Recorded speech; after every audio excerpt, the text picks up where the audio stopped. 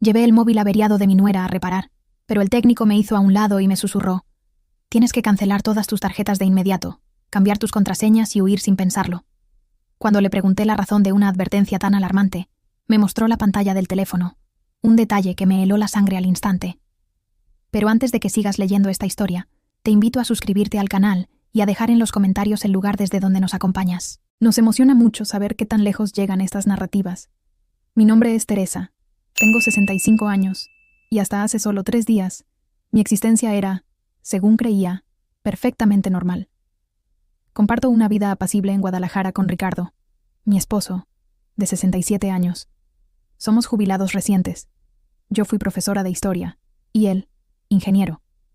Tenemos un único hijo, Alejandro, quien está casado con Sofía desde hace 5 años. Mi nuera siempre me pareció una joven encantadora, con una licenciatura en administración, inteligente, atractiva, y trabajaba en una firma de consultoría financiera. Alejandro la conoció en una fiesta, y se casaron en menos de un año. A veces la percibía un poco distante, pero lo atribuía a la tensión de su empleo y a su naturaleza más reservada. Todo cambió el miércoles pasado, cuando Sofía nos visitó sola, algo poco habitual, ya que ella y Alejandro solían venir juntos los fines de semana. Llegó visiblemente alterada, explicando que tenía un problema con su teléfono. Se me rompió la pantalla sin querer, y necesito que funcione hoy mismo para una reunión crucial mañana. Alejandro está de viaje y no sé dónde llevarlo, me explicó. Dio la casualidad de que la semana anterior yo había reparado mi propio celular en una pequeña tienda en el centro de la ciudad. El dueño, Jesús, a quien todos llamamos Chuy, era hijo de una antigua compañera de trabajo. Le ofrecí llevarle el aparato. «Sería perfecto, Teresa. Me salvarías la vida», exclamó Sofía, entregándome el móvil. «La contraseña es 280218, nuestro aniversario de bodas. Tengo que ir corriendo a la oficina ahora. ¿Podrías avisarme para recogerlo esta noche?» Acepté sin dudarlo. Tomé el celular y conduje hasta el local de Chuy. Era un sitio modesto, ubicado entre una farmacia y una panadería, con un letrero discreto que decía «Reparaciones Express». Cuando entré, Chuy estaba concentrado en una mesa llena de herramientas diminutas y componentes electrónicos desarmados. «Doña Teresa, qué gusto verla de nuevo», me saludó con una sonrisa amable. Le conté sobre el teléfono de mi nuera y me aseguró que podría dejarlo listo en pocas horas. «Vuelvo después de almorzar», le dije, entregándole el dispositivo y la clave de acceso. Pasé la tarde haciendo recados y regresé a la tienda alrededor de las 16 horas. Chuy estaba solo, y su expresión cambió apenas me vio entrar. El gesto amistoso fue reemplazado por algo que no pude identificar de inmediato. ¿Preocupación, quizás? ¿O miedo? «Doña Teresa», me dijo en voz baja, mirando rápidamente hacia la entrada para asegurarse de que no hubiera nadie más. «El celular ya está arreglado, pero necesito mostrarle algo, señora». Fruncí el entrecejo confundida. «¿Hubo algún inconveniente con el aparato?» No con el aparato», contestó. Entonces se me acercó, hablando casi en un susurro inaudible. «Cancele las tarjetas, cambie las contraseñas y huya inmediatamente». Sentí un escalofrío que me recorrió la espalda. «¿Qué? ¿De qué me está hablando, Chuy?» Me hizo un ademán para que me acercara más. Abrió el celular de Sofía y navegó hasta una aplicación de mensajería. Entró en una carpeta denominada Plan B y me mostró la pantalla.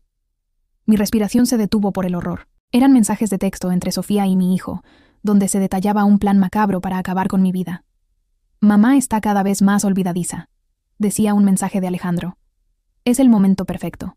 El doctor ya está registrando sus fallos de memoria por petición mía. Nadie sospechará nada cuando suceda». La respuesta de Sofía me revolvió el estómago. «El seguro de vida de ella y de tu padre vale casi 2 millones. Con la venta de la casa después, tendremos suficiente para empezar una nueva vida lejos de Guadalajara». Sentí que mis piernas flaqueaban y tuve que apoyarme en el mostrador para no caer. Esto no puede ser cierto», murmuré, más para mí que para el técnico. «Doña Teresa, le juro que no quería inmiscuirme, pero cuando probaba el teléfono después de repararlo, me saltó una notificación y vi estos mensajes sin querer. Simplemente no pude ignorarlo». Seguí deslizando la conversación con los ojos desorbitados por el espanto. Discutían métodos, fechas precisas, cómo lograr que pareciera un accidente doméstico. Hablaban de medicamentos que usarían, de dosis fatales para una persona de mi edad con presión arterial alta. Mi propio hijo y su esposa tramando fríamente mi muerte. ¿También planean matar a Ricardo?, susurré, sintiendo que me faltaba el aire. La conversación detallaba cómo harían para eliminar a mi esposo unas semanas después. Tiene que ser con un intervalo de semanas, escribió Alejandro.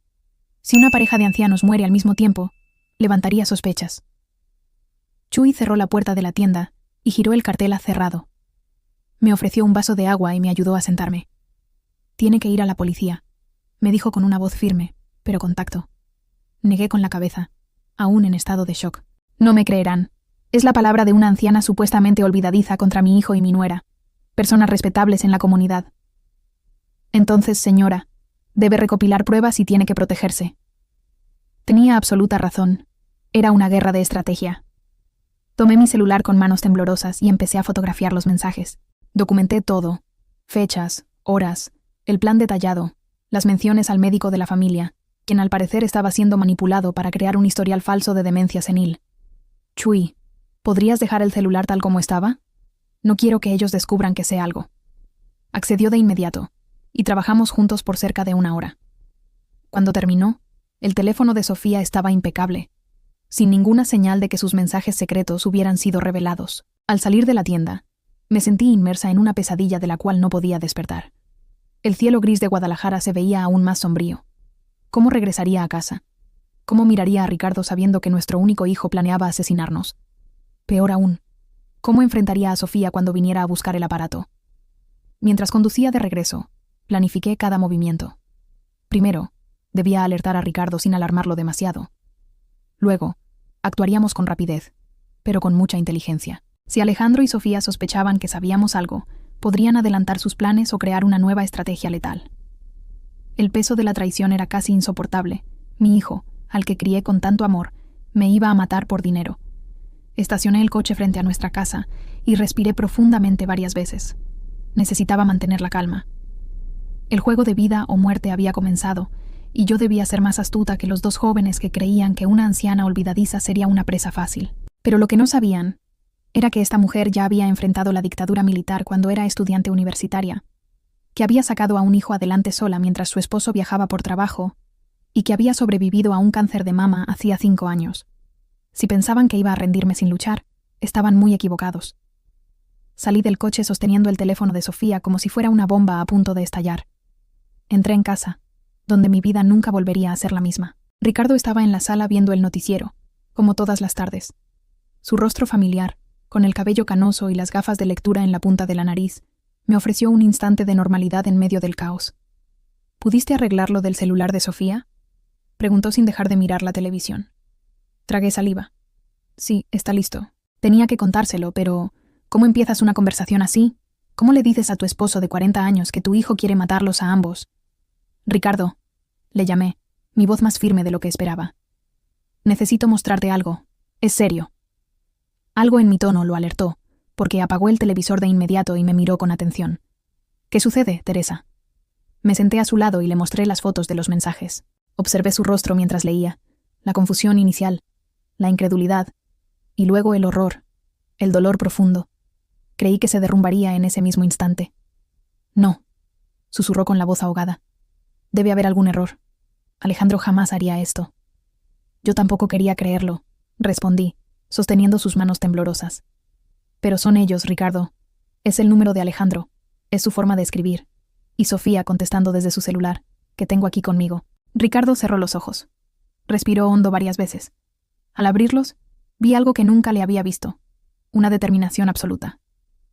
¿Qué vamos a hacer?, preguntó. Le expliqué mi plan inicial. Documentar absolutamente todo. Revisar nuestras cuentas bancarias. Cambiar claves. Cancelar tarjetas compartidas. Investigar qué médico estaba involucrado. Debíamos actuar como si nada hubiera cambiado, mientras secretamente reuníamos pruebas suficientes para confrontarlos, o si era necesario, denunciarlos a la policía. Sofía vendrá a buscar el celular esta noche, le advertí. Tenemos que actuar con normalidad. ¿Cómo? La voz de Ricardo se quebró. ¿Cómo voy a mirarla? De la misma manera que les enseñaste a los adolescentes a fingir interés en historia medieval durante 30 años. Intenté bromear, pero la sonrisa fue forzada. Un paso a la vez, Ricardo. Nuestra vida depende de esto. Pasamos la siguiente hora revisando las cuentas bancarias en línea. Descubrimos algo inquietante. Pequeñas sumas de dinero se habían transferido regularmente de nuestra cuenta conjunta a una cuenta desconocida en los últimos 3 meses. Eran cantidades lo suficientemente pequeñas para no levantar sospechas. 200 pesos aquí, 300 pesos allá. pero que sumaban casi 10.000 pesos. Alejandro tiene acceso a nuestras cuentas, murmuró Ricardo. Le dimos un poder el año pasado, ¿recuerdas? En caso de que algo nos sucediera. La ironía era amarga. Confiamos tanto en él que prácticamente le dimos las herramientas para nuestra propia destrucción. Cambiamos todas las contraseñas, cancelamos 2 tarjetas de crédito adicionales que Alejandro tenía y llamamos al banco solicitando el bloqueo de cualquier transacción superior a 1.000 pesos sin nuestra autorización presencial. ¿Y qué hay del médico?, preguntó Ricardo. El doctor Pablo nos atendía desde hacía más de 15 años.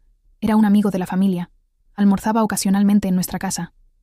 La idea de que pudiera estar falsificando informes médicos por órdenes de mi hijo era casi tan dolorosa como la traición de Alejandro. Voy a programar una consulta para mañana, decidí. Quiero ver qué dice sobre mi memoria. A las 19 horas sonó el timbre. Ricardo y yo nos miramos tensos. Él apretó mi mano. Una promesa silenciosa de que mantendríamos el plan. Abrí la puerta, forzando una sonrisa. Sofía estaba tan guapa como siempre. Su cabello castaño impecablemente peinado y ropa elegante. Esa apariencia tan cuidada ahora me parecía la máscara perfecta para ocultar la monstruosidad que llevaba por dentro. Teresa, disculpa venir tan tarde. ¿Cómo te fue con el técnico? Todo bien, respondí, entregándole el celular.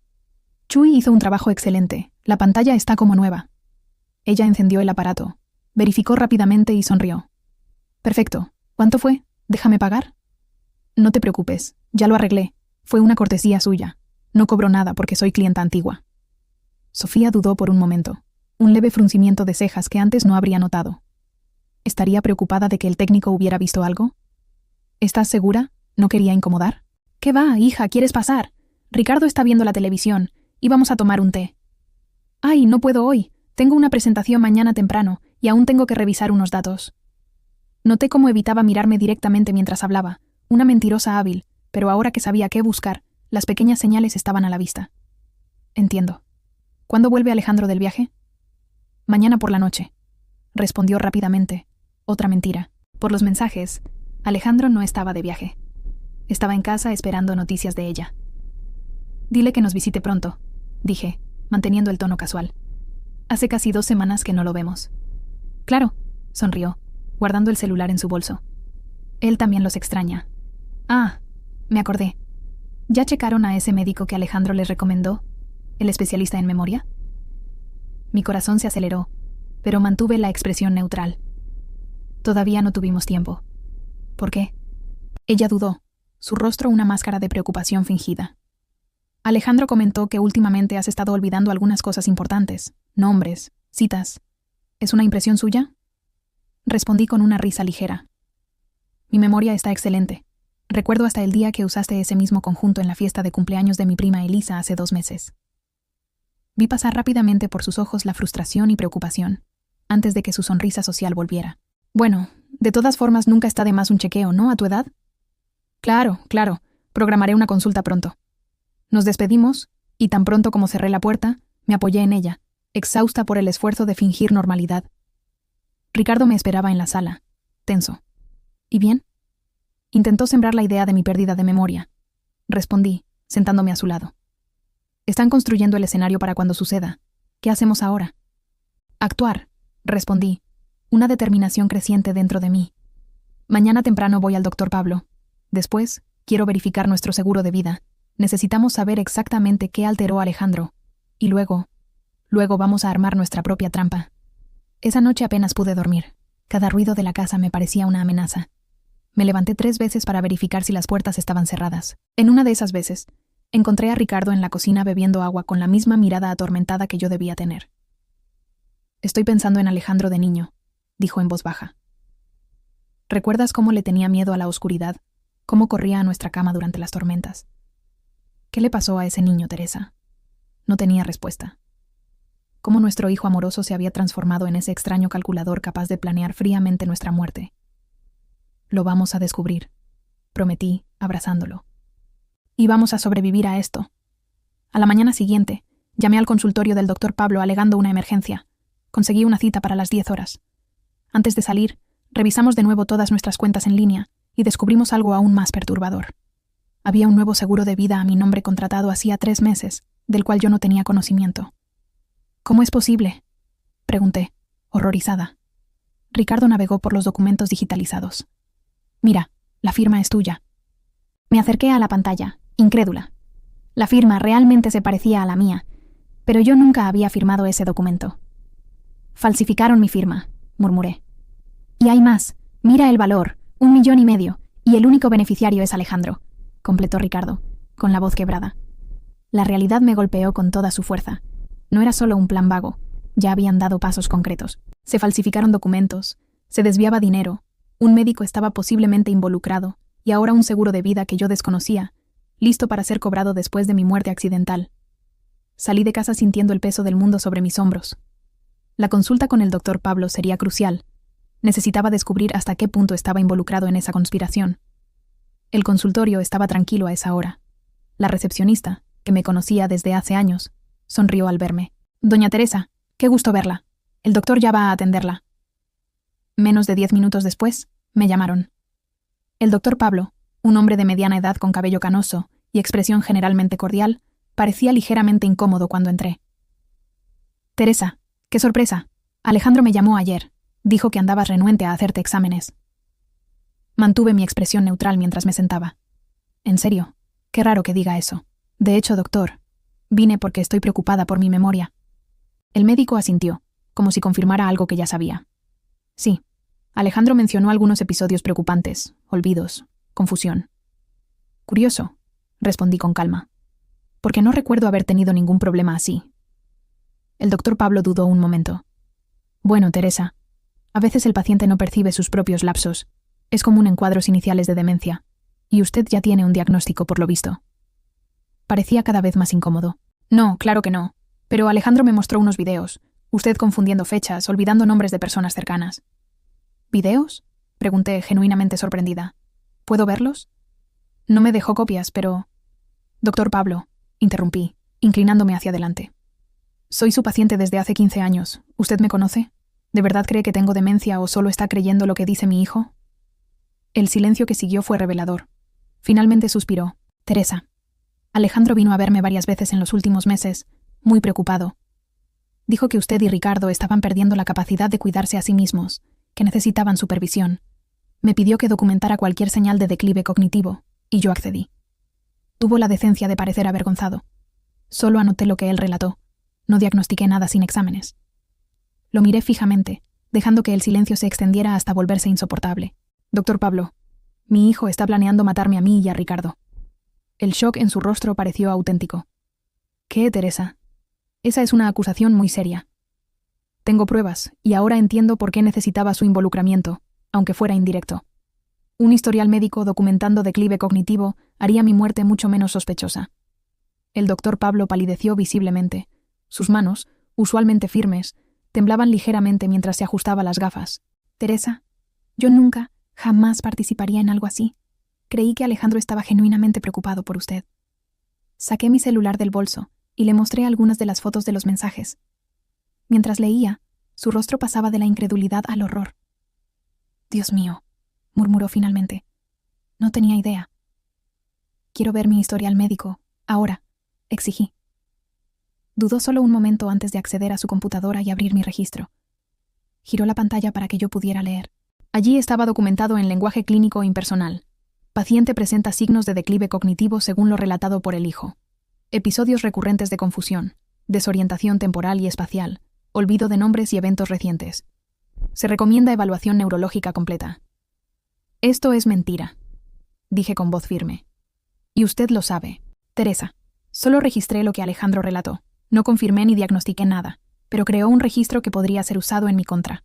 Un registro médico oficial sugiriendo que estoy perdiendo mis facultades mentales. Perfecto para cuando muriera accidentalmente, ¿no cree?». El médico parecía verdaderamente perturbado. «¿Qué quiere que haga?». «Primero, imprima este historial para mí con su firma. Luego, quiero que haga un nuevo registro con fecha de hoy, afirmando que me evaluó personalmente y no encontró ninguna señal de compromiso cognitivo». Accedió de inmediato, claramente afectado por la situación. «Y doctor», añadí mientras tecleaba, «si algo nos pasa a Ricardo o a mí, este historial y nuestra conversación de hoy serán las primeras cosas que verá la policía». Salí del consultorio con los documentos en mano, una prueba concreta de la conspiración en nuestra contra. El doctor Pablo había sido manipulado por Alejandro, pero su complicidad, aunque fuera por ingenuidad, casi nos cuesta la vida. Conduje al banco a continuación. Necesitaba verificar personalmente nuestras cuentas y, principalmente, revocar cualquier poder que le hubiéramos dado a Alejandro.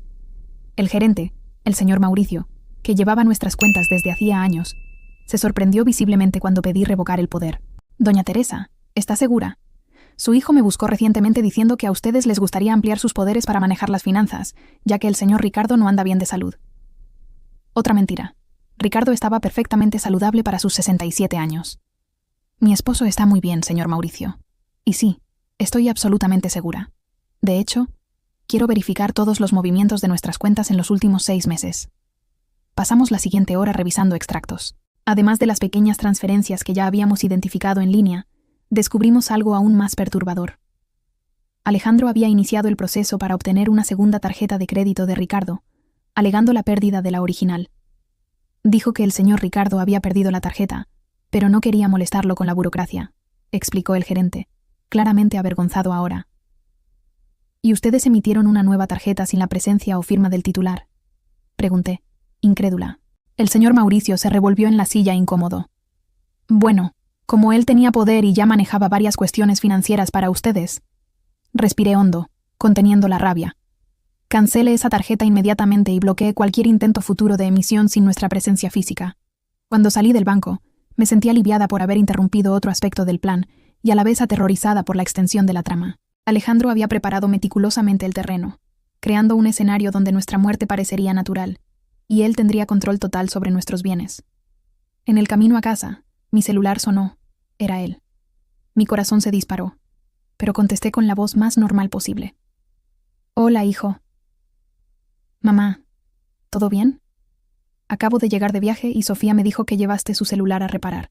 Fue muy amable de tu parte. La naturalidad con la que mentía era impresionante. No había viaje alguno. De nada, querido. El chico de la asistencia es hijo de una colega mía. Nos hizo un buen precio. Qué bien. Oye, estaba pensando en pasar por ahí esta noche con Sofía. Hace tiempo que no cenamos juntos, ¿verdad? Un escalofrío recorrió mi espalda. ¿Por qué ese súbito interés en visitarnos? ¿Habrían notado algo? El médico habría llamado a Alejandro después de mi visita. Claro, respondí, manteniendo la voz firme. Vengan, sí. Hago esa lasaña que te gusta. Perfecto. Ah, y mamá, ¿fuiste al médico que te recomendé? Sofía dijo que todavía no habían ido. De hecho, fui al doctor Pablo esta mañana. Un breve silencio. ¿Fuiste? ¿Y qué te dijo? Nada del otro mundo. Hizo algunas pruebas sencillas. Dijo que estoy perfectamente bien para mi edad. Otro silencio más largo esta vez. Ah, bueno, qué bien entonces. Pero tal vez sea bueno buscar una segunda opinión, ¿sabes? A veces el doctor Pablo es muy conservador con los diagnósticos. Veremos, hijo. ¿Nos vemos por la noche entonces? Sí, sobre las 19 horas, hasta más tarde. Cuando colgué, mis manos temblaban. La conversación aparentemente inocente estaba cargada de subtextos amenazantes. Alejandro claramente esperaba que el doctor Pablo me hubiera declarado con algún tipo de compromiso cognitivo y se desestabilizó cuando supo que no fue el caso, y ahora quería cenar con nosotros esta noche. ¿Por qué? Para observar mi comportamiento, para verificar si demostraba alguna sospecha o algo peor. Llegué a casa y encontré a Ricardo en la sala rodeado de papeles. Levantó la vista ansioso. ¿Cómo te fue? ¿El médico está involucrado? Le expliqué todo, cómo Alejandro había manipulado al doctor Pablo para crear un falso historial médico, cómo obtuvo acceso a nuestras cuentas bancarias, cómo falsificó documentos del seguro de vida, y acaba de llamarme. Concluí. Él y Sofía quieren cenar aquí esta noche. Ricardo palideció. ¿Crees que sospechan que descubrimos algo? No estoy segura, pero se perturbó claramente cuando supo que fui al doctor Pablo y que el médico no encontró nada malo conmigo. Nos miramos, la misma pregunta silenciosa flotando entre nosotros. ¿Qué podrían intentar Alejandro y Sofía durante esa cena? No podemos comer ni beber nada que traigan, dijo Ricardo finalmente, y uno de nosotros debe estar siempre atento, observando lo que hacen. Estuve de acuerdo. Necesitamos grabar esa cena de alguna forma, si dicen algo incriminatorio. Ricardo asintió y fue a buscar su antigua grabadora digital que usaba para registrar reuniones cuando aún trabajaba. Probamos el aparato, verificando si aún funcionaba y dónde podríamos esconderlo en el comedor. Pasé la tarde preparando la lasaña que prometí.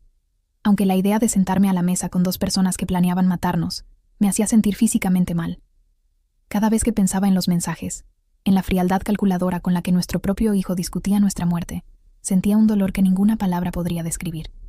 ¿Cómo llegamos a este punto?, le pregunté a Ricardo mientras preparábamos la mesa para la cena. ¿En qué nos equivocamos con él? Ricardo negó con la cabeza, sus ojos mostrando el mismo dolor que yo sentía. No lo sé, Teresa. Pensé que conocíamos a nuestro hijo. A las 19 horas en punto sonó el timbre. Ricardo y yo intercambiamos una última mirada de confirmación. La grabadora estaba escondida debajo de la mesa, funcionando. Nuestra estrategia era simple: actuar con naturalidad, observar cada movimiento suyo y, si era posible, provocar algún desliz que pudiéramos documentar. Abrí la puerta con una sonrisa ensayada. Alejandro y Sofía estaban allí, él sosteniendo una botella de vino tinto y ella una caja de bombones que sabían que eran mis favoritos. «¡Mamá!», exclamó Alejandro, abrazándome con entusiasmo. El contacto físico que antes me daba confort, ahora me daba escalofríos. ¿Cómo podía abrazarme sabiendo que planeaba asesinarme? «¡Qué ganas de verte!», continuó, entregándome la botella. «Trajimos un vino especial para hoy». «Ah, gracias, querido», respondí, analizando discretamente la etiqueta. Era una cosecha cara, una que normalmente me impresionaría. Ahora solo me hacía preguntar si estaría adulterada. Ricardo lo recibió en la sala, su sonrisa tan forzada como la mía. Les ofrecía agua, café o jugo, cualquier cosa menos el vino que trajeron. «Todavía no, mamá», dijo Alejandro, sentándose cómodamente en el sofá. «Vamos a guardar el vino para acompañar la cena». Hablamos de trivialidades por casi media hora.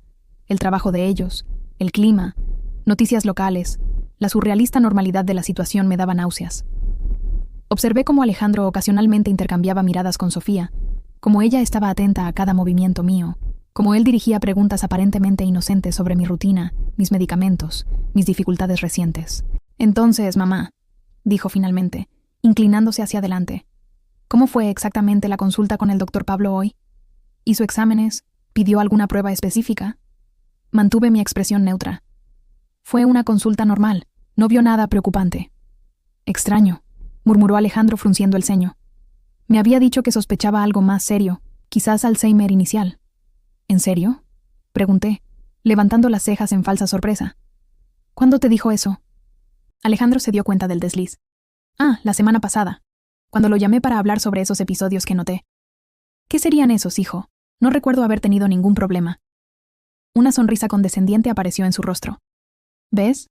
Es exactamente eso lo que nos preocupa, ¿no te acuerdas? La semana pasada olvidaste el nombre de doña Iracema, nuestra vecina de hace 20 años. Luego dejaste la estufa encendida por horas. Nada de eso había sucedido. Eran mentiras fabricadas para construir la narrativa de mi supuesta demencia». «Curioso», respondí con calma. «Hablé con doña Iracema ayer mismo, llamándola por su nombre, y no uso la estufa desde hace días. He preferido el microondas últimamente». La sonrisa de Alejandro vaciló por un instante. «A cenar», intervino Ricardo, levantándose. «La lasaña de Teresa huele de maravilla». En la mesa, el teatro continuó. Serví la lasaña mientras Ricardo discretamente intercambiaba las copas de vino.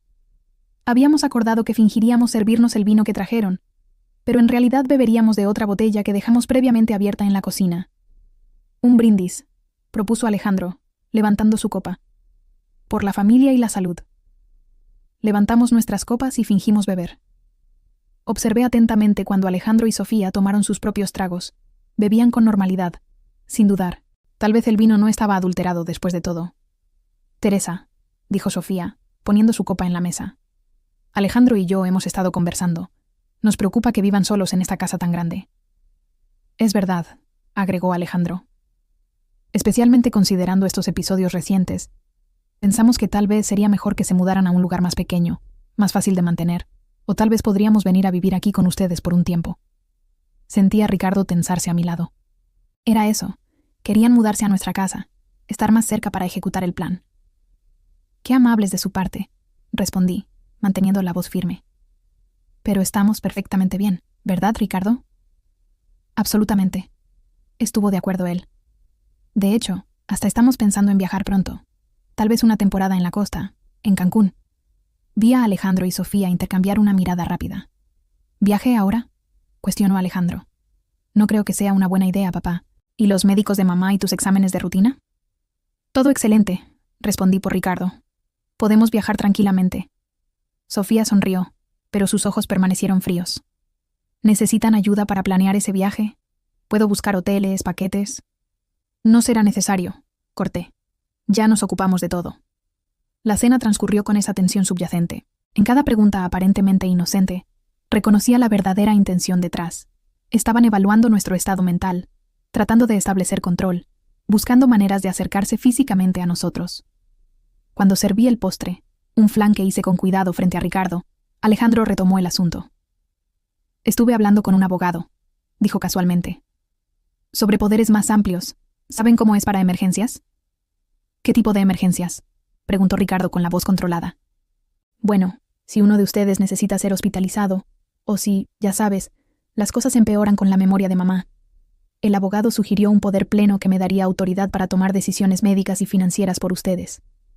Miré a mi hijo, estudiando su rostro. Ese mismo rostro que besé de bebé, que consolé de niño, que fotografié orgullosa en su graduación. ¿Cómo se había transformado en la máscara de un extraño calculador? No será necesario, hijo, dije finalmente. Ya actualizamos todos nuestros documentos recientemente. Incluso hicimos algunos cambios en nuestro testamento y en los beneficiarios de los seguros. La expresión de Alejandro se congeló por un instante. ¿Cambios? ¿Qué tipo de cambios? Nada del otro mundo, solo asegurando que todo esté en orden en caso de que algo nos pase. Sofía puso la mano sobre el brazo de Alejandro como si lo contuviera. Siempre es bueno revisar esos documentos, dijo ella suavemente. ¿Consultaron a un abogado? El doctor Mauricio, el que tú recomendaste. Mintió Ricardo con naturalidad impresionante. Fue muy útil. No existía ningún doctor Mauricio, pero la mentira alcanzó su objetivo. Ambos parecieron momentáneamente desestabilizados. A las 22 horas, Alejandro miró el reloj y anunció que tenían que irse. Mañana trabajo temprano, justificó. Pero yo sabía el verdadero motivo. Necesitaban recalcular sus planes. Después de muchos abrazos falsos y promesas vacías de visitarnos más a menudo, finalmente se fueron. Tan pronto como se cerró la puerta, Ricardo y yo nos desplomamos en el sofá, agotados físicamente por el esfuerzo de mantener las apariencias. «Están sospechando», susurró Ricardo. Se dieron cuenta de que algo cambió. Estuve de acuerdo, levantándome para tomar la grabadora. Rebobinamos la grabación, escuchando de nuevo toda la conversación. Las implicaciones eran claras. Alejandro y Sofía aún estaban decididos a seguir con el plan, pero nuestros movimientos recientes, la consulta médica, los cambios bancarios, la mención al testamento, los habían vuelto cautelosos. «Van a intentar algo pronto», dijo Ricardo. «No pueden esperar mucho más ahora que empezamos a tomar medidas de protección. Necesitamos más pruebas concretas», dije. «La grabación ayuda, pero aún no es suficiente para la policía. ¿Y si intentáramos que confesaran, confrontarlos directamente?» Negué con la cabeza, demasiado arriesgado. Lo negarían todo y se volverían más vigilantes. Esa noche verificamos todos los cerrojos 3 veces antes de acostarnos. Aún así, dormí con un teléfono al lado de la cama y una silla apoyada en la puerta del dormitorio, precauciones que jamás imaginé necesitar tomar contra mi propio hijo. A la mañana siguiente, me desperté sobresaltada por el sonido de un coche estacionando. Corrí a la ventana y vi a Sofía saliendo de su camioneta negra sola a las 8 de la mañana, de un día laborable cuando debería estar en el trabajo. «Ricardo», llamé urgentemente. «Sofía está aquí». Él se levantó rápidamente, aún somnoliento. «¿Sola? ¿Dónde está Alejandro?» «No lo sé. Voy a abrir, pero quédate cerca». Bajé las escaleras, tratando de controlar el ritmo de mi respiración. ¿Por qué vendría Sofía tan temprano sin avisar? ¿Qué quería? Abrí la puerta incluso antes de que tocara el timbre. Su rostro registró sorpresa por un momento, rápidamente sustituida por una sonrisa ensayada. «Teresa, disculpa venir tan temprano. Estaba de paso camino al trabajo y pensé en dejar estos documentos que Alejandro separó para ustedes». Sostenía un folder amarillo. «¿Qué documentos?», pregunté sin intentar tomarlo. «Sobre ese poder que hablamos ayer y algunos artículos sobre tratamientos para Alzheimer inicial que pueden ayudar a retrasar el progreso de la enfermedad». Extendió el folder de nuevo. «Alejandro está realmente preocupado por ti». Miré el folder por un largo momento. Era una trampa. Tenía que serlo. Tal vez documentos ya preparados con mi firma falsificada, como el seguro de vida que descubrimos. «¿Por qué no pasas?», invité, manteniendo mi tono casual. «Podemos tomar un café y revisarlo juntas». Sofía dudó visiblemente. «De hecho, voy tarde al trabajo. Solo quería dejar esto para que lo leyeran con calma». «Insisto», dije, abriendo más la puerta. «Ricardo acaba de hacer café fresco. Solo tomará 5 minutos». A regañadientes, entró. La conduje hasta la cocina, donde Ricardo ya estaba, aparentando tranquilidad mientras tomaba su café. «Sofía, qué agradable sorpresa», dijo él. «Trajo algunos documentos para que firmemos», expliqué, enfatizando la palabra «firmemos». Ricardo entendió de inmediato. «Qué bien», respondió él. «Vamos a echar un vistazo». Sofía parecía cada vez más incómoda mientras Ricardo tomaba el folder y comenzaba a examinar los documentos. La observé atentamente, notando cómo sus ojos seguían cada movimiento de él, cómo sus dedos tamborileaban nerviosamente en la mesa. «Interesante», murmuró Ricardo después de unos minutos. «Este poder le daría a Alejandro control total sobre nuestras finanzas y decisiones médicas. Prácticamente nos volvería legalmente incapaces». «Es solo una precaución», justificó Sofía rápidamente, considerando la condición de Teresa. «¿Qué condición sería esa exactamente?», pregunté directamente. «Bueno, los lapsos de memoria, la confusión». Ella dudó, aparentemente dándose cuenta de que estaba en terreno peligroso. Alejandro notó varios episodios. «Curioso», comenté. «El doctor Pablo no encontró nada de eso ayer». «Los médicos pueden equivocarse», replicó, recuperando la compostura. «Por eso la importancia de una segunda opinión con un especialista». Ricardo puso los documentos de vuelta en el folder y lo empujó hacia Sofía. «Agradecemos la preocupación, pero no vamos a firmar esto. De hecho, ya iniciamos los procedimientos para revocar el poder limitado que le dimos a Alejandro el año pasado». El shock en su rostro fue genuino y momentáneo, rápidamente sustituido por una expresión de preocupación estudiada. «Pero, ¿por qué? Alejandro solo quiere ayudar». «Estamos seguros de que sí», respondí, «pero preferimos mantener el control de nuestras propias vidas». Sofía se levantó abruptamente. «Tengo que irme. Estoy realmente atrasada». «Claro», dije, acompañándola hasta la puerta. «Dile a Alejandro que llamaremos más tarde para hablar sobre estos documentos». Tan pronto como ella se fue, Ricardo y yo nos miramos. La misma conclusión evidente para ambos. «Están acelerando el plan», susurró él. «Sí», asentí. «Y eso significa que tenemos que actuar ahora». Después de que Sofía se fue, Ricardo y yo examinamos cuidadosamente los documentos que había traído. Como sospechábamos, el poder le daría a Alejandro poderes absolutos sobre nuestras finanzas, propiedades y decisiones médicas. También había un formulario de internación voluntaria para una clínica de reposo, en realidad, una institución para adultos mayores con demencia severa, con espacios para nuestras firmas. «Ya ni siquiera intentan disimular», murmuró Ricardo, sus dedos temblando mientras hojeaba los papeles. «Prácticamente nos están pidiendo que firmemos nuestra propia sentencia de muerte». «Eso es bueno», respondí, sorprendiéndolo. «Cuanto más explícitos sean, más pruebas tendremos». Pasé la mañana fotografiando cada documento, creando copias digitales que envié al correo electrónico de Estela, mi amiga de mucho tiempo, y la única persona fuera de nuestra casa en la que confiaba completamente. Le expliqué brevemente la situación y le pedí que guardara los archivos de forma segura, sin hablar con nadie sobre ello. «¿Qué hacemos ahora?», preguntó Ricardo cuando terminé. «Necesitamos un plan. Claramente están avanzando. La visita sorpresa de Sofía. Estos documentos. No podemos esperar más». Decidimos que era hora de buscar ayuda profesional. No la policía. Aún no teníamos pruebas definitivas suficientes, sino un abogado que pudiera orientarnos sobre cómo proteger legalmente nuestros bienes, y más importante, nuestras vidas. Elegimos a una abogada que no conocíamos anteriormente y que no tenía ninguna conexión con Alejandro, la doctora Lucía Méndez, especialista en Derecho Familiar y Penal. Conseguimos programar una consulta para esa misma tarde. En su elegante despacho en el centro de la ciudad, le explicamos toda la situación a la doctora Lucía, los mensajes descubiertos, las cuentas bancarias, el seguro de vida fraudulento, los historiales médicos manipulados, los documentos que Sofía había traído esa mañana. La abogada nos escuchó con atención, tomando notas ocasionales y pidiendo detalles específicos. Cuando terminamos, respiró hondo antes de hablar. «Señores, estamos ante una situación extremadamente grave. Lo que me han descrito configura diversos crímenes, conspiración, falsificación de documentos, intento de estafa y, más seriamente, conspiración para homicidio». «¿Tenemos pruebas suficientes para la policía?», preguntó Ricardo. «Los mensajes son la prueba más contundente, pero como los obtuvieron accediendo al celular de Sofía sin su autorización, existe el riesgo de que sean consideradas pruebas ilícitas. Sin embargo, considerando la gravedad de la situación y el peligro inminente para ustedes, creo que podemos construir un caso sólido». «¿Qué debemos hacer primero?», pregunté. «Inmediatamente vamos a preparar documentos legales revocando cualquier poder existente y bloqueando la posibilidad de nuevos poderes sin la presencia de un abogado independiente». Yo misma puedo servir como testigo de la capacidad mental de ustedes. Luego, vamos a presentar una denuncia detallada presentando todas las pruebas que tenemos hasta ahora. Pasamos las siguientes 2 horas firmando documentos, formalizando declaraciones y planeando cada paso. La doctora Lucía fue minuciosa, asegurando que cada aspecto legal estuviera cubierto. Ahora, dijo finalmente, vamos a la cuestión más urgente, su seguridad física. Les sugiero enfáticamente que no vuelvan a casa hoy. Ricardo y yo intercambiamos miradas alarmadas. ¿Cree que estamos en peligro inmediato?, pregunté, aunque ya sabía la respuesta. Basado en lo que me contaron, sí, se dieron cuenta de que están tomando medidas de protección. La visita sorpresa de Sofía esta mañana sugiere urgencia de su parte. Si yo fuera ustedes, pasaría unos días en un hotel, usando un nombre diferente, hasta que podamos obtener una orden de protección.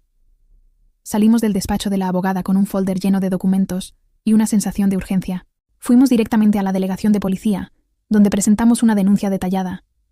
El comisario de turno, un hombre de mediana edad llamado Raúl Salas, escuchó nuestra historia con creciente preocupación.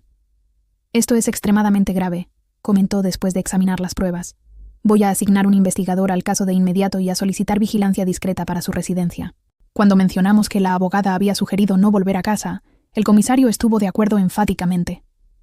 «De hecho, sería más seguro que se queden en otro lugar por ahora, pero antes me gustaría enviar un equipo para instalar cámaras discretas en su casa con su consentimiento. Claro, si intentan entrar o hacer algo, tendremos pruebas concretas». Estuvimos de acuerdo con el plan. Volveríamos brevemente a casa, solo para recoger algunas pertenencias esenciales, mientras los policías instalaban equipos de vigilancia en puntos estratégicos. Luego, iríamos a un hotel en el centro de la ciudad, lejos de nuestro barrio, usando nombres falsos según lo sugerido. Durante el camino de vuelta, Ricardo permaneció en silencio, mirando por la ventana del taxi. Cuando estábamos casi llegando, finalmente habló. Nunca imaginé que llegaría el día en que le tendría miedo a mi propio hijo. Apreté su mano.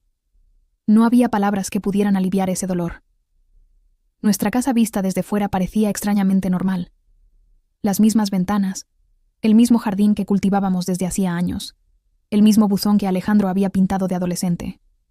Era difícil creer que ese lugar que representaba seguridad y familia se había convertido en el escenario de una conspiración contra nuestras vidas. Los policías de Paisano llegaron discretamente en un coche común. Entraron por la puerta trasera y trabajaron rápidamente instalando pequeñas cámaras en lugares estratégicos, sala de estar, cocina, pasillos, entradas.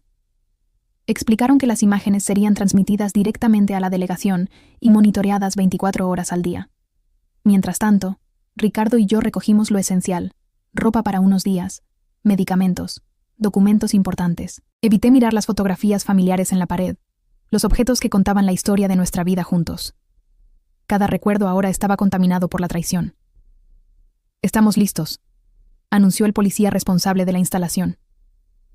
Las cámaras son prácticamente invisibles a simple vista, pero capturan todo con alta definición.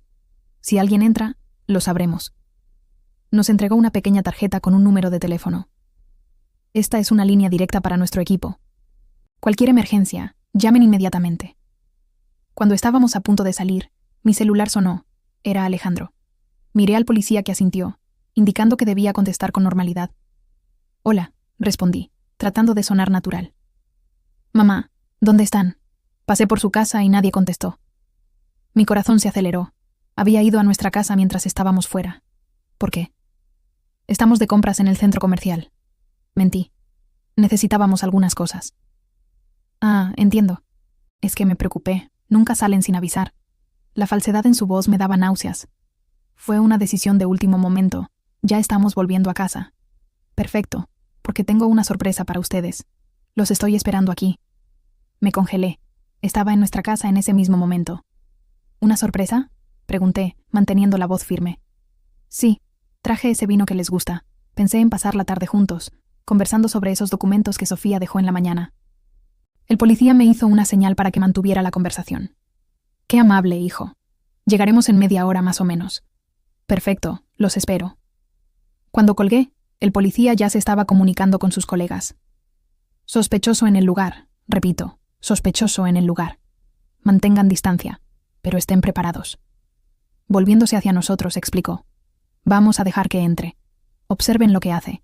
Si intenta plantar algo, drogas, veneno, cualquier cosa, lo tendremos en video». Sería una prueba irrefutable. El plan tenía sentido, pero la idea de Alejandro deambulando por nuestra casa, posiblemente preparando alguna trampa, me aterrorizaba. ¿Y si descubre las cámaras?, preguntó Ricardo. Altamente improbable. Son del tamaño de un botón y colocadas en lugares estratégicos. Además, tenemos agentes posicionados discretamente en la cuadra. Fuimos a un café cercano donde esperamos ansiosamente noticias. Con cada minuto que pasaba, imaginaba lo que Alejandro estaría haciendo en nuestra casa, preparando alguna trampa, plantando evidencias contra nosotros, revolviendo nuestras pertenencias en busca de algo. Después de 40 minutos que parecieron una eternidad, el policía recibió una llamada. Escuchó atentamente, haciendo gestos afirmativos con la cabeza. Salió, informó al colgar. Y tenemos algo interesante en las grabaciones. Volvimos rápidamente a la delegación, donde nos llevaron a una sala con varios monitores. El comisario Salas ya estaba allí viendo la grabación de las cámaras instaladas en nuestra casa. Señores Pérez, nos saludó gravemente. Creo que deberían ver esto. En la pantalla, vimos a Alejandro entrando en la cocina con 2 bolsas de plástico. Miró a su alrededor, verificó que estaba solo, y entonces comenzó a actuar de forma metódica. Sacó varios envases de medicamentos de las bolsas y los puso en nuestro botiquín, mezclándolos con los nuestros. Luego, abrió una botella de vino, probablemente la sorpresa que mencionó, y añadió algún tipo de polvo blanco, mezclando cuidadosamente antes de volver a poner el corcho. Finalmente, sacó de su bolsillo un pequeño dispositivo electrónico que no reconocimos y lo instaló discretamente debajo de la mesa de la cocina. Probablemente un micrófono o cámara. «Dios mío», murmuré con las manos cubriendo mi boca. Ver a mi propio hijo en video preparando deliberadamente lo que parecía ser nuestra muerte era un dolor indescriptible. «Ahora tenemos pruebas más que suficientes», dijo el comisario. «Voy a emitir órdenes de arresto para Alejandro Pérez y Sofía Pérez de inmediato». ¿Qué puso en nuestro botiquín?», preguntó Ricardo con la voz temblorosa. «Necesitamos analizarlo, pero por la apariencia son medicamentos controlados, posiblemente en dosis elevadas. La sustancia que añadió al vino también será analizada, pero apostaría por algún tipo de sedante potente». El comisario puso la mano en mi hombro. «Señora Pérez, sé que esto es extremadamente doloroso, pero necesito que entienda. Su hijo estaba intentando matarlos activamente hoy. Si hubieran vuelto a casa y tomado ese vino». No pude contener las lágrimas. La realidad de la situación finalmente me golpeó con toda su fuerza. No eran solo mensajes de texto o documentos sospechosos. Era mi hijo en nuestra cocina, envenenando deliberadamente bebidas y medicamentos que sabía que usaríamos. «¿Qué pasa ahora?», preguntó Ricardo, abrazándome mientras yo lloraba. «Los vamos a arrestar hoy mismo», respondió el comisario. «Con estas evidencias no hay posibilidad de libertad provisional. Están seguros ahora, pero aún recomiendo que permanezcan en el hotel por unos días hasta que resolvamos todo». Mientras salíamos de la delegación, tratando de procesar todo lo que había sucedido, una oficial de policía se acercó apresuradamente. «Comisario Salas, acabamos de recibir una llamada. Alejandro y Sofía Pérez están en la casa de los señores Pérez en este momento. Parecen agitados. Los están buscando». El comisario reaccionó de inmediato. «Equipo táctico, listo, vamos ahora». Volviéndose hacia nosotros, explicó. «Probablemente se dieron cuenta de que algo anda mal, que ustedes no volvieron a casa como prometieron. Los vamos a arrestar ahora mismo». «¿Podemos ir con ustedes?», pedí, sorprendiéndome a mí misma. Una parte de mí quería huir, nunca más ver a Alejandro o Sofía. Pero otra parte, tal vez la más fuerte, necesitaba estar allí, presenciar el final de esa pesadilla. El comisario dudó, pero terminó accediendo. «Pueden quedarse en el coche de policía a una distancia segura, pero no interferirán de ninguna manera». En el camino a nuestra casa, con el corazón latiendo descontroladamente en el pecho, me pregunté cómo había llegado a ese punto. Cómo mi hijo, al que abracé en mis brazos de bebé, se había transformado en ese extraño capaz de planear fríamente mi muerte. Cuando llegamos, varios coches de policía ya estaban posicionados discretamente alrededor de nuestra casa. Por la radio, escuchamos que Alejandro y Sofía continuaban allí dentro, aparentemente discutiendo sobre qué hacer. «Se dieron cuenta de que algo anda mal», comentó un policía. «Están intentando llamar a los celulares de los señores Pérez repetidamente». De hecho, mi celular había sonado varias veces en los últimos minutos, siempre Alejandro. Ignoré cada llamada, siguiendo las instrucciones de la policía. El comisario Salas coordinaba personalmente la operación, hablando en voz baja por la radio con los diversos agentes posicionados. «Equipos en posición», anunció finalmente. «Vamos a entrar en un minuto». Fue entonces cuando vimos movimiento. La puerta principal se abrió y Alejandro salió apresuradamente, seguido por Sofía. Ambos llevaban mochilas y parecían agitados, mirando nerviosamente a su alrededor mientras se dirigían al coche estacionado en la acera. «Están intentando huir», murmuró Ricardo. En un instante, varios policías salieron de sus escondites, rodeando a la pareja con armas en mano. «Policía, alto, manos donde podamos ver». Vi el shock en el rostro de Alejandro, el pánico en los ojos de Sofía. Por un momento, Alejandro pareció considerar correr, pero rápidamente se dio cuenta de que estaba rodeado. Lentamente, ambos levantaron las manos. En cuestión de segundos, fueron inmovilizados, esposados y puestos en vehículos separados. Todo fue tan rápido y organizado que parecía irreal, como una escena de película. El comisario Salas se acercó a nuestro coche. «Está hecho. Ambos están bajo custodia, acusados de intento de homicidio, conspiración y diversos otros crímenes. Encontramos el vino adulterado y los medicamentos que él plantó. Vamos a analizar todo». Miré por la ventana del coche policial y vi a mi hijo siendo llevado, esposado, en el asiento trasero de una patrulla. Nuestras miradas se cruzaron por un breve momento. No vi remordimiento en sus ojos, solo rabia y quizás sorpresa por haber sido atrapado. En ese momento, una sensación extraña me dominó. No era alivio, no era venganza satisfecha. Era solo un vacío profundo, como si algo fundamental hubiera sido arrancado de mí. Volvimos a la delegación, donde prestamos más declaraciones formales. Los policías habían encontrado en las mochilas de Alejandro y Sofía diversos artículos incriminatorios, los medicamentos originales de los envases que él había plantado en nuestra casa, más dosis del polvo que puso en el vino, boletos de avión al extranjero con fecha para el día siguiente y una considerable cantidad de dinero en efectivo.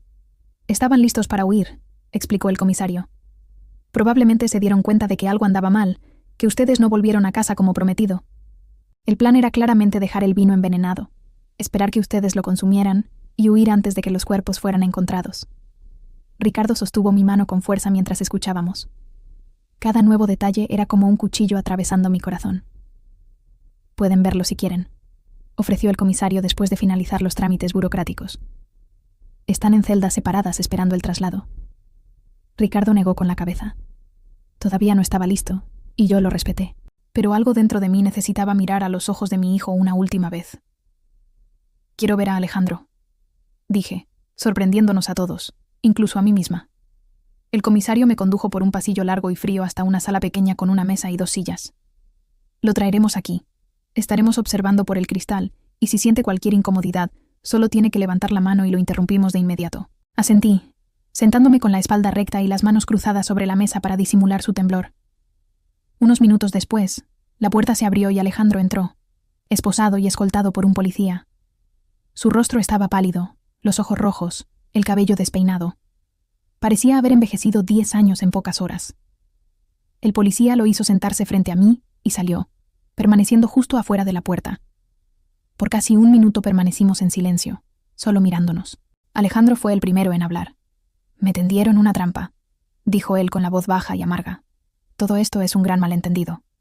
«No me mientas», respondí con calma. «No, ahora se acabó». Alejandro desvió la mirada, su mandíbula tensa. «¿Qué quieres que diga?»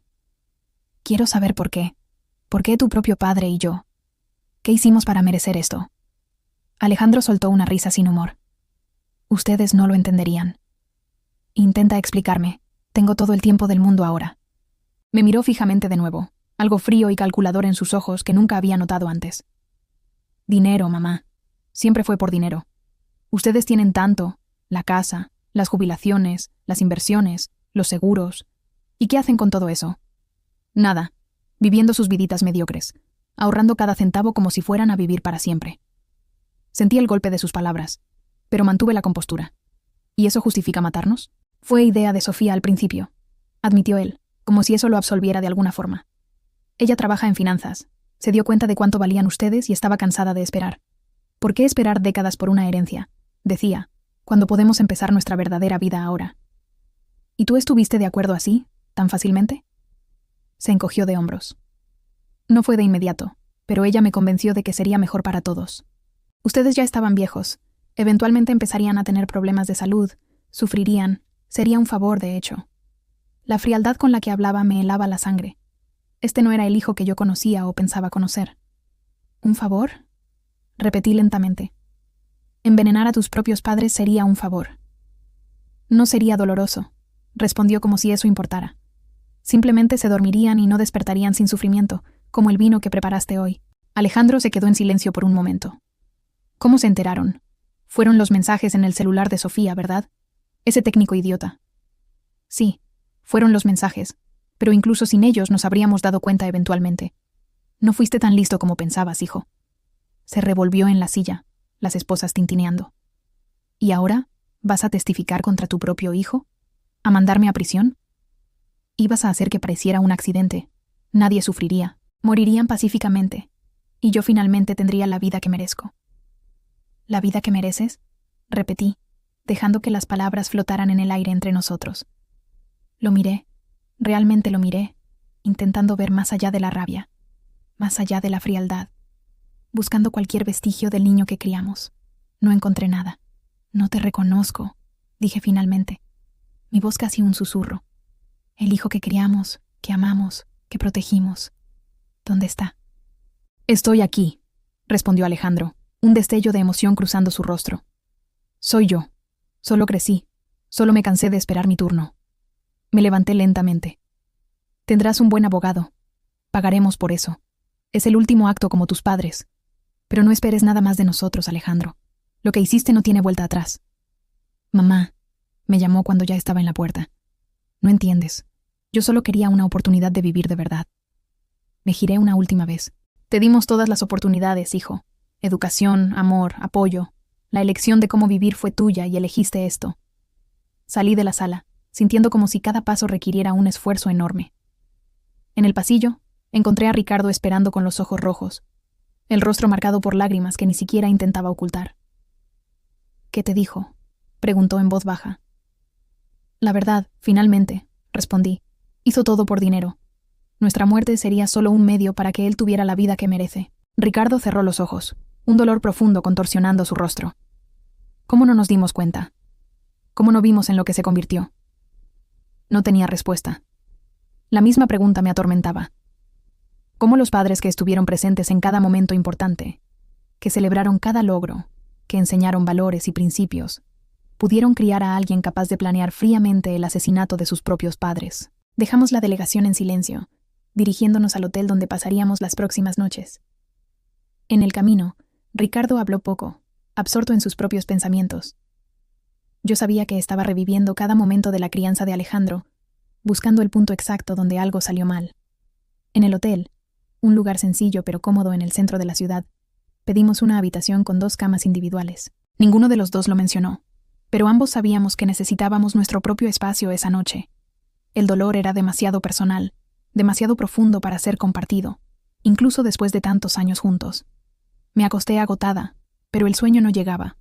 Imágenes de Alejandro niño se mezclaban con la visión de él, poniendo veneno en el vino, creando una pesadilla despierta de la que no podía escapar. Cuando finalmente me dormí, fue un sueño agitado, lleno de sueños confusos, donde corría por pasillos interminables, perseguida por sombras con el rostro de mi hijo. Me desperté sobresaltada con el sonido del celular. Era el comisario Salas. Señora Pérez, disculpe llamar tan temprano. Necesitamos que venga a la delegación lo antes posible. Hubo un desarrollo en el caso. El tono grave en su voz me alarmó. ¿Sucedió algo? Prefiero explicarlo personalmente. Es mejor que vengan cuanto antes. Desperté a Ricardo y le conté sobre la llamada. En 30 minutos estábamos en la delegación, siendo conducidos directamente a la sala del comisario. Salas nos recibió con expresión grave. Señores Pérez, agradezco que hayan venido tan rápido. Tengo noticias complicadas. ¿Qué pasó?, preguntó Ricardo con la voz tensa. Sofía Pérez solicitó hacer una declaración completa a cambio de reducción de pena. Está dispuesta a testificar contra su hijo. Sentí un nudo en la garganta. ¿Qué dijo? Según ella, el plan original era solo robarles, desviar dinero de las cuentas, obtener poderes para controlar los bienes. La idea de eliminarlos físicamente surgió solo en los últimos meses, cuando Alejandro se dio cuenta de que ustedes podrían descubrir los desvíos. Ricardo apretó mi mano con fuerza. También afirma, continuó el comisario, que Alejandro también estaba planeando matarla a ella después de que ustedes estuvieran muertos y él tuviera acceso a todo el dinero.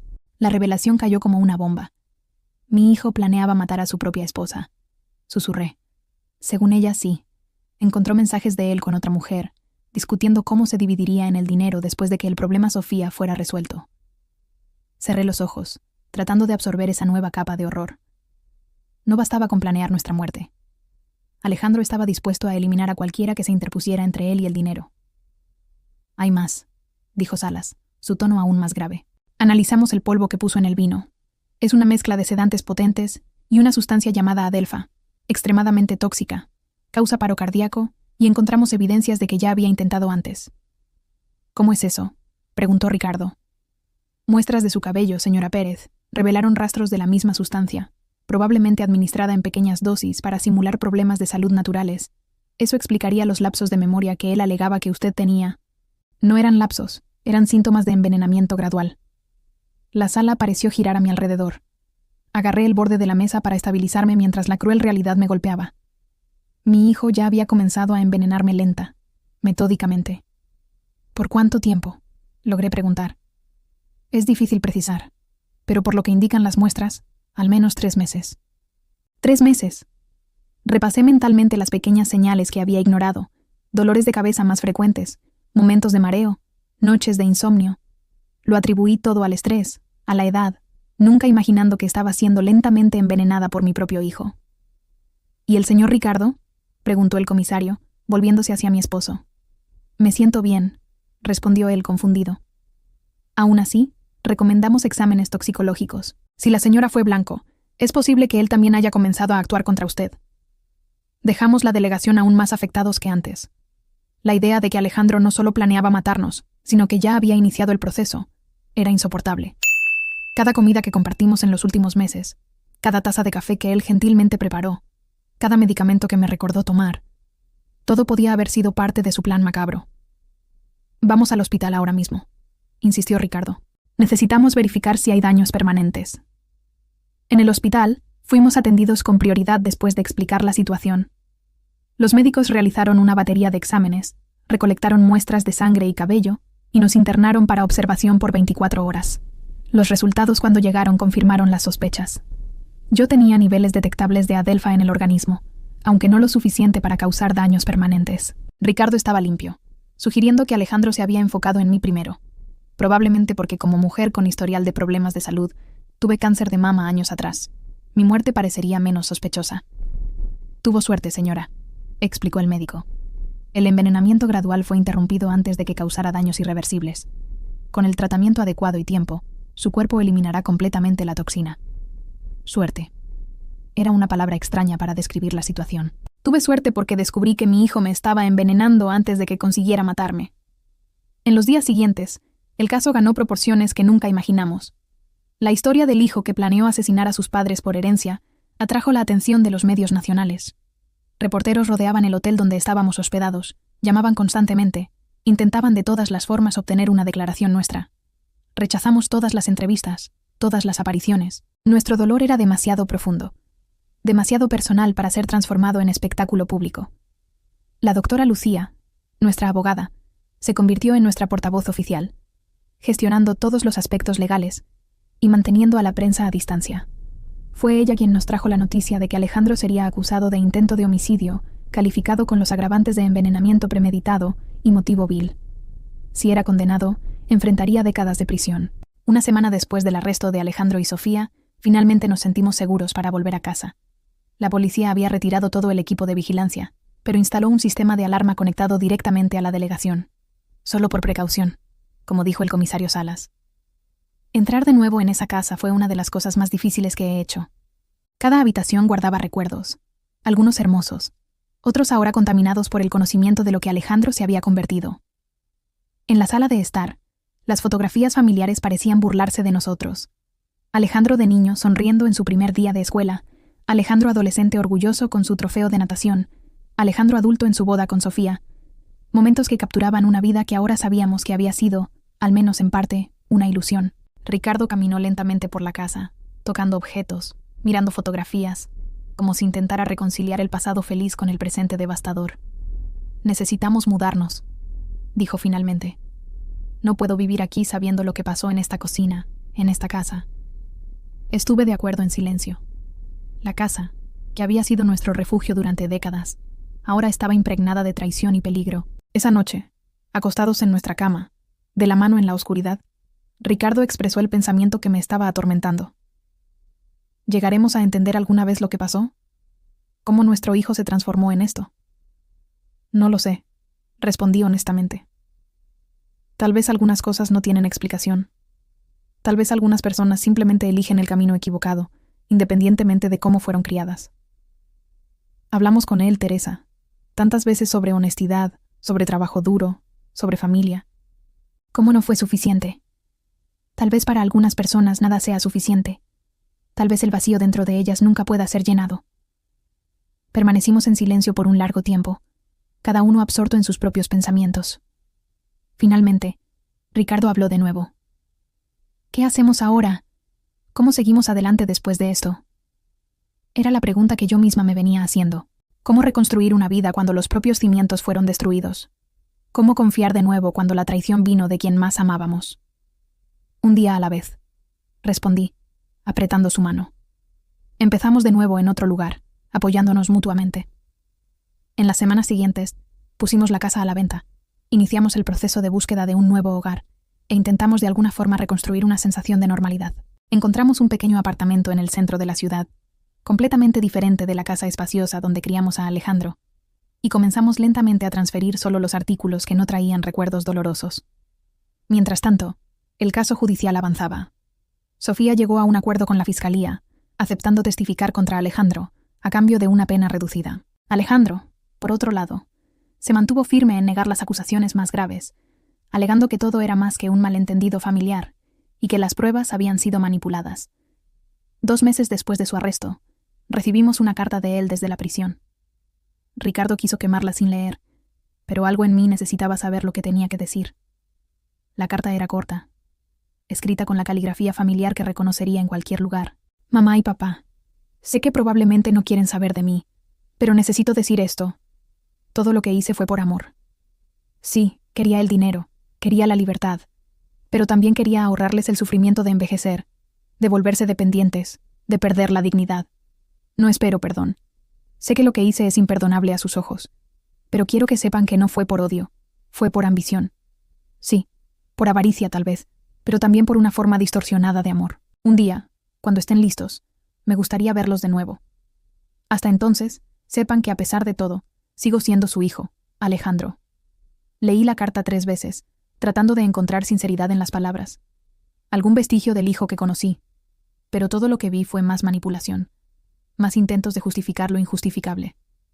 Por amor, murmuré doblando la carta. Intentó matarnos por amor. Ricardo, que finalmente decidió leerla también, negó con la cabeza con tristeza. Todavía no entiende, tal vez nunca entienda. Guardé la carta en un cajón y nunca respondí. Tal vez un día, cuando el dolor no fuera tan agudo, cuando pudiera pensar en Alejandro sin sentir esa mezcla devastadora de amor y traición, encontraría las palabras para responder. Pero no ahora, no mientras la herida aún sangraba. Los meses siguientes pasaron en un borrón de procedimientos legales, sesiones con psicólogos y la ardua tarea de reconstruir nuestras vidas. Vendimos la casa por un valor inferior al del mercado. Queríamos deshacernos de ella lo antes posible, y nos establecimos en el apartamento en el centro de la ciudad. Era más pequeño, más sencillo, pero no cargaba el peso de los recuerdos dolorosos. El juicio de Alejandro estaba programado para comenzar en 3 meses. La fiscalía tenía un caso sólido con pruebas abundantes, los mensajes de texto, los videos de la casa, los exámenes toxicológicos confirmando el envenenamiento gradual, el testimonio de Sofía, los documentos falsificados. La condena parecía segura. Aún así, la idea de testificar contra mi propio hijo me aterrorizaba. ¿Cómo me sentaría en ese tribunal y le contaría al mundo cómo había planeado metódicamente nuestra muerte? ¿Cómo lo miraría a los ojos mientras sellaba su destino? Ricardo y yo discutimos esto exhaustivamente con nuestra terapeuta, la doctora Marta, a quien empezamos a visitar semanalmente después de toda la tragedia. Ustedes no son responsables de sus elecciones, nos recordaba constantemente. Testificar no es una traición, es simplemente contar la verdad. Pero él es nuestro hijo, argumentaba Ricardo. A pesar de todo, sigue siendo nuestro hijo. Sí, es su hijo, y también es un hombre adulto que tomó decisiones terribles. Ambas realidades pueden coexistir. Una tarde, mientras organizaba algunas cajas que aún no habíamos desempacado en el nuevo apartamento, encontré un álbum de fotografías antiguo. Me senté en el suelo y comencé a hojearlo lentamente. Eran fotos de Alejandro, de bebé, luego de niño, de adolescente, siempre sonriendo, siempre rodeado por nuestro amor. En una foto específica, tenía unos 5 años, y sostenía orgulloso un dibujo que había hecho. 3 figuras de palo representando a nuestra familia con un sol enorme encima. Para la mejor mamá del mundo, decía el dibujo en letras infantiles torcidas. Las lágrimas vinieron incontrolables. ¿Dónde estaba ese niño ahora? ¿En qué momento esa criatura amorosa se transformó en alguien capaz de planear la muerte de sus propios padres? Ricardo me encontró así, llorando sobre el álbum abierto. Sin decir una palabra, se sentó a mi lado y me abrazó. Nos quedamos allí, ambos llorando por la pérdida del hijo que amábamos. No por su muerte física, sino por la muerte de lo que creíamos que era. La semana siguiente, recibimos una visita inesperada. Estela, mi amiga de la biblioteca que me había ayudado a documentar las pruebas contra Alejandro, trajo consigo un folder con recortes de periódicos antiguos. Teresa, Ricardo, comenzó excitada. Encontré algo que necesitan ver. Los recortes eran de un pequeño periódico de una ciudad en el sur del país, con fecha de 5 años atrás. Los titulares gritaban: adulto mayor muere en circunstancias misteriosas, sobrina hereda fortuna tras muerte de tío, policía investiga muerte sospechosa, pero archiva caso por falta de pruebas. ¿Qué es esto?, pregunté confundida. Mira la foto. Estela señaló la imagen de una joven siendo entrevistada.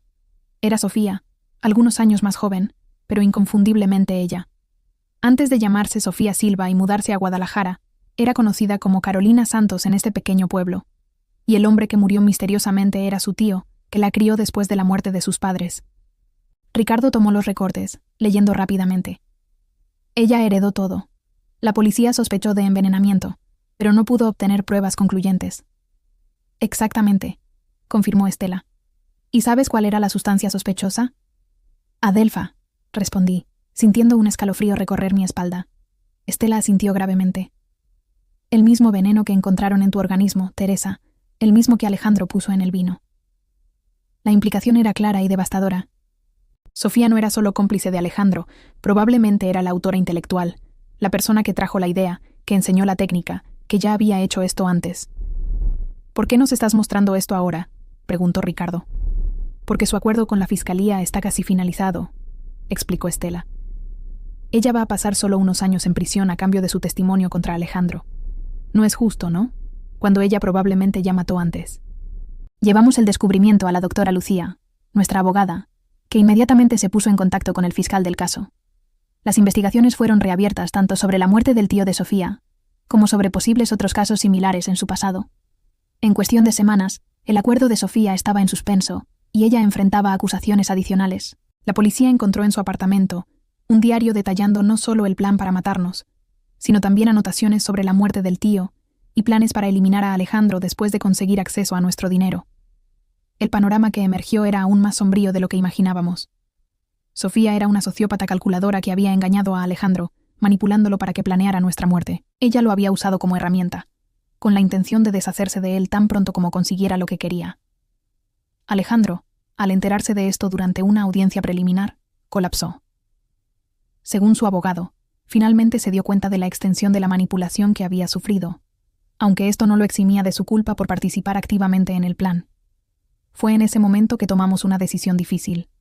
Visitaríamos a Alejandro en prisión, no por perdón o reconciliación. Era demasiado pronto para eso, si es que alguna vez sería posible, sino para mirar la verdad de frente, para intentar entender.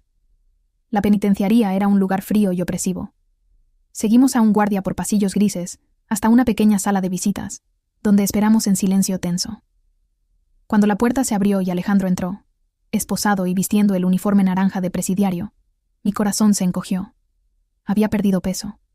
Su rostro estaba pálido, con ojeras profundas. Parecía mucho mayor que sus 35 años. Cuando nos vio entrar, lágrimas inmediatas comenzaron a correr por su rostro. «Mamá, papá», susurró con la voz ronca. «Vinimos», respondió Ricardo simplemente, sentándose al lado de la cama. No había mucho que decir. El abismo entre nosotros era demasiado vasto para ser llenado con palabras. Pero estar allí, ofrecer ese pequeño confort humano parecía importante, no solo para Alejandro, sino también para nosotros. «Lo siento mucho», dijo él finalmente, «por todo. Sé que no significa nada después de lo que hice, pero tengo que decirlo». «¿Por qué intentaste suicidarte?», pregunté directamente. Miró sus propias manos vendadas. «Porque finalmente entendí la magnitud de lo que hice.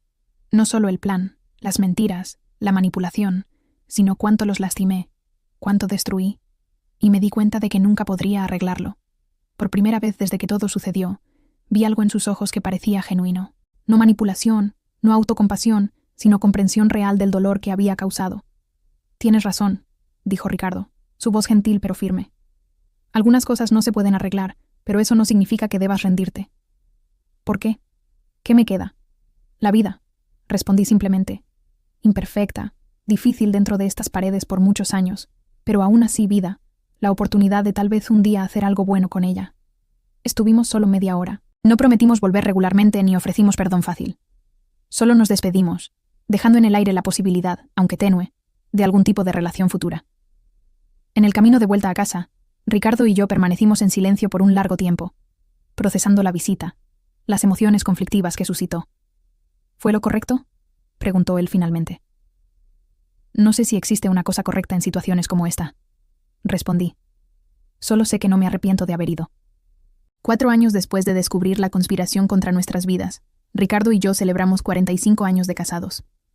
Decidimos no hacer nada grandioso, solo una cena tranquila en casa con los pocos amigos que permanecieron a nuestro lado durante toda la tormenta. Durante la cena, mientras observaba a Ricardo contar una historia que hizo reír a todos, me di cuenta de algo importante. Éramos felices de nuevo, no de la misma forma que antes. Había cicatrices que nunca desaparecerían completamente, pero de una forma más profunda, más consciente. Habíamos enfrentado lo peor que la vida podía ofrecer y sobrevivido. Habíamos reconstruido algo del caos, encontrado significado después de la destrucción. Y tal vez lo más importante, habíamos elegido no permitir que la traición envenenara el resto de nuestras vidas. Alejandro continuaba en prisión, donde pasaría muchos años más. Después del intento de suicidio, parecía haber encontrado algún tipo de propósito. Comenzó a estudiar Derecho a través de un programa para prisioneros con la idea de eventualmente ayudar a otros reclusos. Lo visitábamos ocasionalmente, no con frecuencia, pero lo suficiente para mantener una tenue conexión. Sofía cumplía su condena en una penitenciaría de máxima seguridad, rechazando cualquier contacto con nosotros. Según lo que escuchamos, continuaba negando responsabilidad por todos sus crímenes, siempre culpando a los demás. En cuanto a nosotros, aprendimos a cargar nuestra historia sin dejar que nos defina completamente. Cuando conocíamos a nuevas personas, eventualmente la verdad salía a la luz. Nuestra ciudad no era tan grande, y el caso había sido notorio, pero descubrimos que la mayoría de las personas era compasiva, respetuosa con nuestro dolor. Algunas noches todavía me despierto sobresaltada, recordando ese momento en la tienda de electrónica cuando Chuy giró la pantalla del celular hacia mí y mi mundo se derrumbó. A veces Ricardo todavía tiene pesadillas donde Alejandro logra completar su plan, pero esas sombras del pasado aparecen con menos frecuencia ahora, superadas por la luz del presente, las pequeñas alegrías del día a día, los nuevos amigos, los hobbies redescubiertos, el amor que sobrevivió a lo impensable. En la noche de nuestro aniversario de 45 años, después de que todos los invitados se fueron, Ricardo y yo nos sentamos en el balcón de nuestro apartamento contemplando el cielo estrellado. «¿Quién lo diría?», comentó él, sosteniendo mi mano, «que después de todo estaríamos aquí juntos, sobrevivientes». Sonreí, apretando su mano. «Más que eso», corrigió Ricardo, «vivientes». Y tenía razón. No estábamos solo sobreviviendo. Estábamos viviendo plenamente, conscientemente agradecidos. Habíamos aprendido de la manera más dura que la vida es frágil, que las relaciones más íntimas pueden esconder secretos terribles, que la traición puede venir de donde menos se espera. Pero también aprendimos que la fuerza humana es extraordinaria, que es posible empezar de nuevo, incluso después de la peor devastación, que el amor, el verdadero amor, no la versión distorsionada que Alejandro alegaba sentir, puede sobrevivir incluso a las peores tormentas. 5 años después de esa tarde fatídica en la tienda de electrónica, miro hacia atrás y veo no solo la tragedia, sino también el crecimiento que vino después. No elegí este camino, no pedí este dolor, pero acepté el desafío de reconstruir, de encontrar significado, de seguir amando a pesar de todo. Y tal vez esa sea la mayor victoria, no permitir que el odio, la amargura o el miedo nos definan. Elegir todos los días la compasión, el coraje y la esperanza, aún sabiendo cuán oscuro puede ser el mundo. Chuy, sin saberlo, me dio más que la oportunidad de sobrevivir físicamente esa tarde. Me dio la oportunidad de descubrir una fuerza que yo no sabía que tenía. La fuerza no solo para desentrañar una conspiración, sino para reconstruir una vida desde cero, para amar de nuevo, para confiar a pesar de las cicatrices. Y por eso estaré eternamente agradecida.